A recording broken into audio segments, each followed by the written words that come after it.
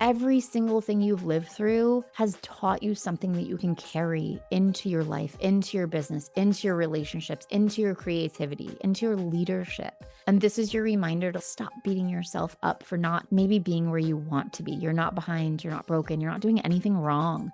You're just in the middle. And the middle, honestly, is where growth happens. Welcome to the Creative Bodega, a podcast about content marketing, Instagram growth, and personal branding for female service-based solopreneurs who want to grow their business without letting it take over their lives. I'm your host, Em Connors, and each week I'll share actionable tips, expert advice, and unfiltered truths to help you create engaging content, connect authentically with your audience, and turn followers into loyal customers, all without the burnout. If you're ready to simplify your content creation, navigate the ever-changing trends, and build a business that works for you while staying sane in this crazy season of life, then you're in the right place. Hello, everybody. Today's episode is way more personal than usual. I want to share some very pivotal stories that played out in my life that were unexpected and that I honestly had no control over, but that really shaped who I am today.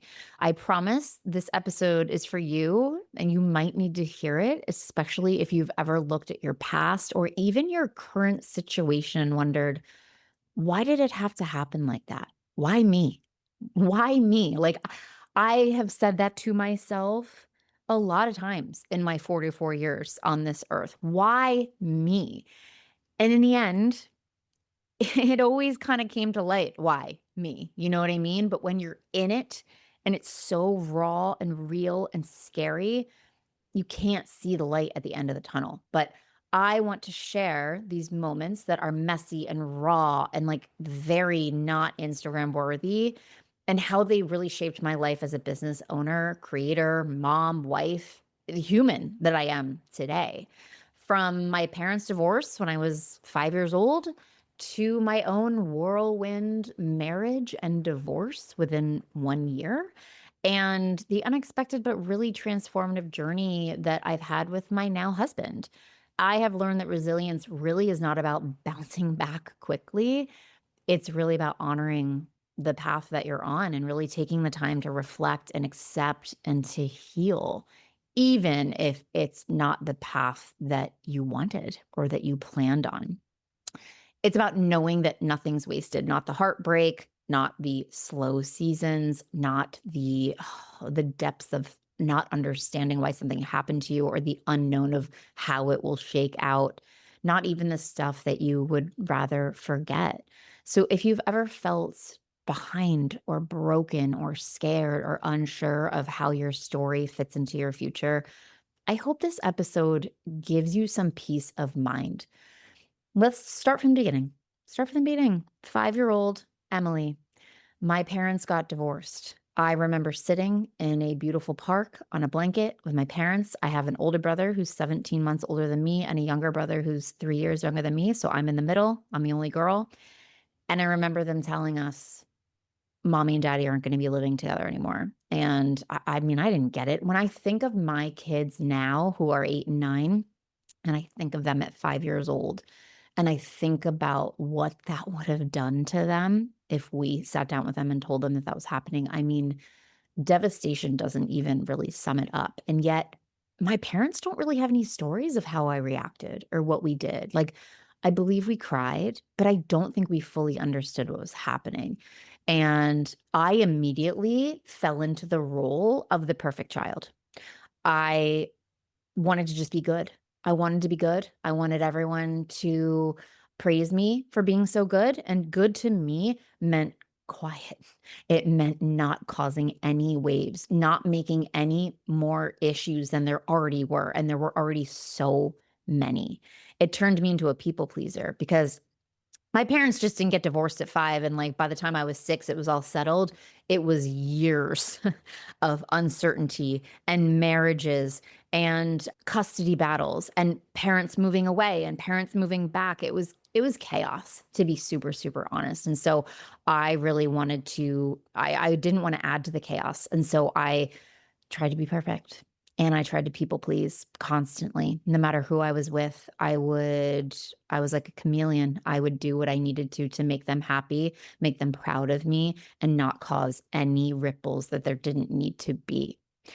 Later in life, I've absolutely now realized how this shaped me as a person and my need for control. It's probably why I'm so good at batching my content ahead of time. Like, I'm recording this right now. This isn't coming out until probably 3 weeks from now. Like, and I'm going to batch 3 today, and it'll get me through halfway through August. And like, I need that control. I don't do well when things feel out of control. And to me, out of control is not knowing what content's coming out and not, I could never record an episode like the day before it's going to come out. I would have a heart attack. So, for better or worse, I absolutely have a need for control. Perfectionism. I mean, look at my feet. I'm not saying it's perfect, but like it has a look to it, and I like it to be perfect. I don't really leave my house looking like a hot mess. I like to be put together. I like to, and I'm not saying I look perfect. I can absolutely leave my house with no makeup on, but even my like home outfits, like the outfits that you wouldn't want anyone to see are kind of put together and nice. I'm definitely a little perfectionist. And in my home, like I want my home to look a certain way. And, I wouldn't want somebody coming into my home without it being ready, quote unquote. And so there's perfectionism there for sure, again, for better or for worse. And then the people pleasing. In my membership, in my DMs, I don't like to ruffle feathers. I don't post polarizing things. I don't talk about politics. I don't even talk about holidays because I have gotten backlash from people when I've even mentioned a holiday. I don't talk about it because I don't want to ruffle feathers and I don't want to go back and forth with someone. I'm not combative. I'm not argumentative. I just want everyone to be happy. So that has definitely still shows up in my life and it shows up in my business. And, I had a therapist once. I started going to therapy when I was 5. Literally, my parents got divorced. My mom has always been a huge proponent of therapy and she got us into therapy. And it's definitely, I have therapists that I can name right now that absolutely helped me beyond words at certain points in my life. And I remember as an adult, recently in the last few years, an adult therapist, or when I was an adult, they were obviously an adult, saying to me, what would you say to 5-year-old Emily right now if you could talk to her about what was happening in her life? And I mean, I have goosebumps right now. I have massive goosebumps because you guys, I couldn't even talk. I just started crying. I literally just started bawling because all I felt was just so much sadness for 5-year-old Emily.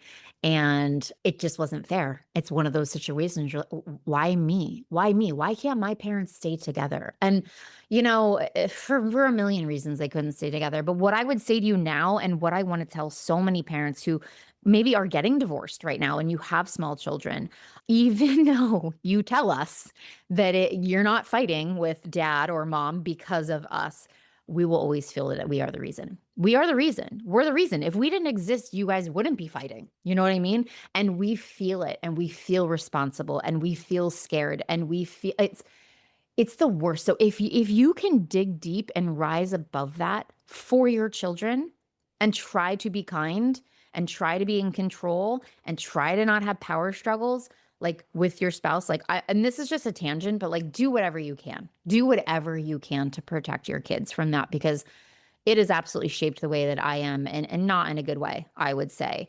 And the resilience takeaway from this, like you don't have to be quiet to be safe and you don't have to be perfect to be worthy. And those things are on a Post-it note on my desk. You don't have to be quiet to be safe. So I can speak up when I am feeling unsafe, unsure, and that's something I've had to learn. And you don't have to be perfect to be worthy because I lived my life, my entire childhood, trying to be absolutely perfect to feel worthy of unconditional love from my parents. And it's an exhausting way to live, to be honest. So that was my early years, divorce, uncertainty. I would say things kind of settled around middle school, high school, but not even really, to be super honest. But we're not going to get into that. But luckily now I do have a great relationship with both my parents. And, it's really interesting now to think about it from their perspective. Like they were in their mid 30s, young to mid 30s when all this happened. I'm like, oh my God, you guys were babies and you were probably doing the best that you could and what you thought was right at the time, even though it really wasn't. But so fast forward, Emily grows up, Emily goes to college. I met a man. I even hesitate to even call him that. But I met him my senior year of college, and we ended up dating. We both moved to New York City immediately after college. We dated for 9 years until I was 30, and he finally proposed. And this is a person who came from a great family. I loved his family. They loved me. My family loved him. Like it was all so good, right? We had a whole group of friends. A bunch of our friends started dating each other. They're now married. Everybody ended up getting married. They got married before us. And I was sitting there like, why are we not married? Let me go if you don't want to marry me. Well, he finally ended up proposing. And hi, I should have recognized that as a red flag. But there were so many red flags. Like I never trusted him. I never fully trusted him. He would go in the shower. I would try to grab his BlackBerry and try to quickly go through it. And you guys, every time I did that, the phone, the BlackBerry, whatever, I'd find something. Like that's the truth of it. So I would find something that didn't feel right with him conversing with another female, typically usually a coworker. But then I'd bring it up to him and I had to admit, I looked through your phone, and so he would like overlook and would not even address what I found and just come at me like, you have a problem, you're insecure. Da, da, da, da. Like, he was so good at manipulating the situation. And then I'd feel like, oh my God, you're right. Like it was so bad and so dysfunctional. But anyways, we got married. And within 6 months of being married, I was like, I want to try and have babies. I want to go off the pill. I want to have kids. I've always wanted to be a mom. I'm 30, I'm turning 31. Like, let's go. And I did. I went off the pill with him fully knowing. And right away, it turned out I had PCOS. And so a doctor was like, it's going to be so hard for you to get pregnant. It's number one cause of infertility. And I was like, devastated, devastated. Meanwhile, I'd been on the pill for like 12 years, like never going off. So that's a whole other story. But I started going to acupuncture to try and get pregnant. My first experience with acupuncture, I still go to acupuncture now. Acupuncturists are just incredible. And I ended up getting pregnant. And I will never forget the day I told him. He came home from work. I was so excited. I was so excited. I sat on the edge of our bed. He's taking off his suit. He worked in finance in New York City. And I'm like, I have something to tell you. And he's like, what? And I was like, I'm pregnant. And you would have thought I told him that his dog died. Like, I remember him turning around, and the only thing that he could get out of his mouth was, I thought that would take longer. Like, talk about a devastating moment. It is such a core memory of mine. And that's when I knew something was very wrong. And I ended up miscarrying. And this is one of those things where it's, God, the universe, whoever, they have a plan. And they were like, you're not supposed to be with this person. And you are not supposed to have a child with this person. And we're going to get you out. So I ended up miscarrying. And after a few weeks after miscarrying, which was very, very sad and painful, both physically and mentally, he looked at me and started crying out of nowhere, sitting on the couch. I'd never seen him cry in the 10 years that I knew him. And he said, there's no spark. I feel no spark with you. And something's wrong. And I was just like, what? And he's like, I don't even know if I want to have kids with you. And it was, again, another core memory. And I just was like, oh my God. So we started going to therapy.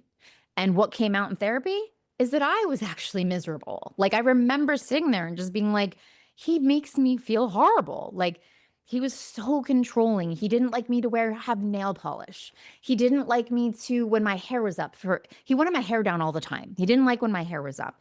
He would pinch areas on my body. And that was just so horrifying. Like I'd come back from a run and he would pinch my back, like an area that anyone would have something to pinch, and just to make me feel little and like not worthy. And so this all comes out, but we're like trying to work through it. And we at a last ditch effort, we plan a 10-day trip to Italy to try to like save our marriage or something. And he worked in finance and he wasn't supposed to be, he legally had to take 2 weeks off from work and he couldn't be on his BlackBerry. He could not work, but he brought his BlackBerry with him and he was on it every day. And I said to him, I thought you weren't supposed to be on your BlackBerry. And again, I had caught him many times, like talking with girls from work, and it didn't feel appropriate. And so he basically just made up some lie. I don't even remember, you guys. I don't even remember what it was, but the trip ended. It wasn't great. And we were in line for customs coming back in the United States. And we were in line. And he, again, gets immediately on his BlackBerry, won't even look at me, won't talk to me. Like, and you can tell he's going back and forth with someone. And I'm like, who are you talking to? Like, I just had it. And he looked at me and he was like, don't talk to me on my BlackBerry. Don't look at me when I'm on my BlackBerry. If you bring up my BlackBerry again, like I forget what his threat was, but I just was like, holy shit. And again, he found a way to like make me feel like I was the problem. I had a problem. I didn't trust him. And I was ruining our relationship because I didn't trust him. I remember him telling me I wasn't allowed to look at our phone bill. He controlled our Verizon phone bill and he wouldn't let me see it. He wouldn't put my name on the account or let me put my name on the account until I trusted him. That's what he told me. It's so wrong. And now looking back, I can laugh because it's sick. It's all so bad. So anyways, we land, we're in customs. He tells me not to look at him when on his BlackBerry. We get up to the front of the line. You're supposed to like, travel through customs with your family. And he left without me. They called us up and I just let him. I couldn't even look at him. I didn't even want to walk up with him. And he went and I just stood there. And I didn't even want to go to the line with him. And the guy behind me was like, don't worry, he'll turn around and notice you're not there. And I looked at him and I was like, no, he won't. Like, he won't. He doesn't give a shit if I'm standing with him or not. So I went to a different line. And anyways, basically, that was it. We lasted 24 hours and we actually ended our trip where we got married. We ended our Italy vacation in the place where we got married. We were supposed to be there for a few days. We had a blow up fight and I was just like, get the F out of here. Just leave. And so that was after he looked at me in the face and said, I'm not attracted to you. He basically made feel like it was completely my fault that all of this was happening. And when I knew in my gut something was wrong and that there was probably somebody else, but he never allowed me that truth. And to this day, I mean, he left. He packed his stuff up and he took our rental car. And I've never seen him again. I've actually never seen him again from that day forward. I had to find a way to get home. I was many states away from where we lived, and I thank God my dad came to the rescue and got me home. But it's a blur. I was in a daze at that point, and I filed for divorce, and that was it. I've never seen him again. And the amount of therapy it took me to get through that. I mean, Molly, shout out to Molly, my therapist in Hoboken, New Jersey. Like, I don't know what I would have done without her. And I felt like a piece of trash. I felt like I was discarded without a second look back, like a piece of trash. And it took me years to build up my confidence and realize that it wasn't me, and that was not how I was meant to be treated. And a life with that man, again, I even hesitate to call him a man because in the end, he was cheating on me with a coworker. They are now married. They got married within a year of us getting divorced. It is what it is. But just like knowing that it was her and I was right all along, but he wouldn't give me that. He wouldn't just finally admit that and say, you're right, I actually met someone else and I love her and I want to marry her and you deserve more. Couldn't tell me that. Instead, wanted to look me in the face and say, I'm not attracted to you. I feel no spark with you and I don't want to be married to you. Huh? Like, what kind of person does, like, why can't you just, like, he just would have given me so much more closure if he just was honest, but he couldn't. He couldn't because he's a coward. So, anyways, talk about a life pivot. Like, it was an insane time of my life. I walked around like I felt like I had a scarlet letter on my forehead. I had no friends who were divorced. I didn't know anybody who was divorced. And I felt like a shell of a human being. And again, it just took years of therapy and years of good friendships. And I ended up staying in New York City for 3 years after that. I honestly just wanted to prove to him that I could. I worked my way up the ladder, going from a production assistant up to managing the cutting room for a fashion designer, up to being the director of production for this woman. And I started making really good money. And I just kind of wanted to prove that. I say to him, but really I wanted to prove it to myself too, that I could live in the most expensive city in the world on my own. And I did it. And then at some point I said, I want to have babies. And I'm now 34 and I have been dating in New York City for 3 years and I'm not really feeling like this is going to work out.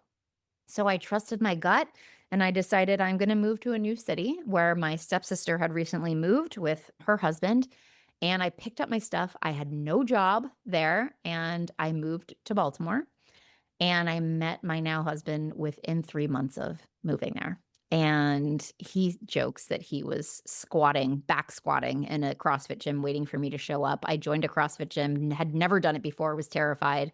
And he says he spotted me in one of my very first classes. And we ended up talking at a holiday party. And within 5 months of meeting, we were moving in together. And he was the same age as me. He had never been married. He didn't care that I had been married. He didn't care that I had been divorced. He didn't care that I didn't want a big wedding. We eloped. We literally ended up eloping.